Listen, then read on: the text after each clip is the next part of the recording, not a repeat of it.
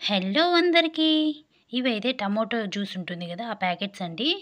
ఎప్పుడైనా టక్కున ఇంట్లో టమోటాలు అలా లేనప్పుడు, లేదంటే ఎక్కువ రేట్ ఉన్నాయనుకోండి టమోటాలు, అలాంటప్పుడు ఇవి యూజ్ చేస్తా ఉంటా నేను. ఇదొచ్చేసి టమోటో పేస్ట్ అండి. టమోటోస్‌కి బదులు ఇది వాడుకోవచ్చు మనము. దీంతో అయితే ఒక మంచి పచ్చడైతే రెడీ జేసుకోవచ్చండి. చాలా బావుంటది టేస్ట్ అయితే. ఎన్ని రోజులైనా బయట పెట్టుకున్నా, ఫ్రిడ్జ్‌లో పెట్టుకున్నా ఏం చెడిపోదు. జస్ట్ వేడి వేడి అన్నంలో ఈ పచ్చడేసుకొని తిన్నామనుకోండి, నెయ్యి గూడా అవసరం లేదు. అంత టేస్టీగుంటది. చేసుకోవడం గూడా చాలా ఈజీ. ఇలా ప్యాకెట్స్‌లో జ్యూస్ అంతా తీసి ఇలా ఒక దాంట్లోకైతే వేసుకుంటున్నా ఫస్టు. చాలా ఈజీగా చేసుకోవచ్చు. అలాగే చాలా ఎక్కువ రోజులు నిల్వుంటది. ఇలా మొత్తం జ్యూస్ అంతా ఒక దాంట్లోకి తీసేసానండి. తర్వాతొచ్చేసి గ్యాస్ పైన గొలం పెట్టేసి అందులో ఆయిల్ వేస్తున్నాను. కొంచెం ఆయిల్ వేసేసి తర్వాత తిరగవాత గింజలైతే వేసుకుంటున్నా. ఇందులో తిరగవాత గింజల తర్వాత మనం తెల్లగడ్డ, కరివేపాకు అలాంటివన్నీ వేసుకుంటాం గదా! అవన్నీ వేసుకోవచ్చు. తెల్లగడ్డ బాగా దంచి వేసుకున్నామనుకోండి స్మెల్ బాగా పడుతుంది. అందుకోసమని బాగా దంచేసాను. అన్నంలో కలుపుకుంటా ఉన్నప్పుడు కూడా పచ్చడి చాలా కమ్మగా అనిపిస్తది. తర్వాత ఒట్టిమిరపకాయలు కూడా ఎక్కువ వేసుకున్నానండి. అన్నీ బాగా వేగిన తర్వాత మనం తీసి పెట్టుకున్న ఈ పేస్ట్‌నైతే వేసి బాగా మిక్స్ చేస్తున్నా.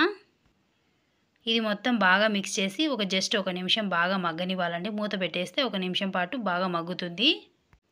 తర్వాత కొంచెం చింతపండు నానబెట్టుకోవాలండి. నానబెట్టుకున్న తర్వాత చింతపండుని వాటర్‌ని ఈ విధంగా తీసుకుంటున్నా ఒక కప్పులోకి.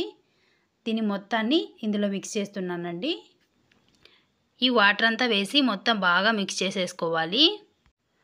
తర్వాత చాలా చిన్న మంట పైన ఎక్కువ సేపు ఉంచేసేయాలండి. ఒక 5, 6 నిమిషాల పాటు అలాగే ఉంచేసేయాలి. తర్వాత ఓపెన్ చేస్తే ఇలా ఉంటది. కలర్ చేంజ్ అవుతది. అలాగే మనకు కొంచెం చిక్కబడినట్టుగా కనిపిస్తుంది. మళ్ళీ ఒకసారి మొత్తం మిక్స్ చేసేసుకొని జస్ట్ ఒక నిమిషం పాటు మళ్ళీ మగ్గబెట్టేస్తున్నా మూత పెట్టేసి. మనకి ఆ స్మెల్‌కే అర్థమైపోతది మగ్గిందా లేదా అనేసి. బాగా మగ్గిందంటే మనకి ఎక్కువ రోజులుంటుంది. మనం బయట పెట్టుకున్నా కూడా అసలు బూజు పట్టడం అట్లాంటివన్నీ ఏమీ అవ్వదు. చూడండి ఎంత కొంచెం గట్టిగా అయింది కదా!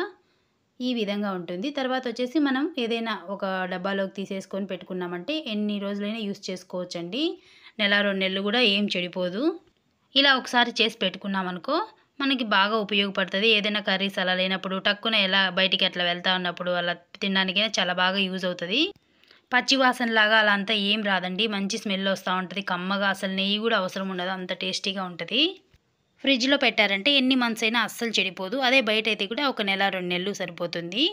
మనకి ఒట్టిమిరపకాయలు ఎక్కువ వేసుకున్నాం కాబట్టి కారం గూడా బాగుంటుందండి దీనిలో. మనకి ఇంకా కొంచెం స్పైసీనెస్ కావాలనుకుంటే కారం పొడి గూడా వేసుకోవచ్చు. చూడండి వేడి వేడి అన్నంలో జస్ట్ మనం కలుపుకొని తిన్నామంటే ఇంక ఏ కూర పనిచేయదు. అంత టేస్టీగా ఉంటది. వీడియో కూడా మీకు నచ్చినట్లయితే తప్పకుండా ట్రై చేయండి. అలాగే సబ్స్క్రైబ్ చేసుకోండి. Thank you. బాయ్.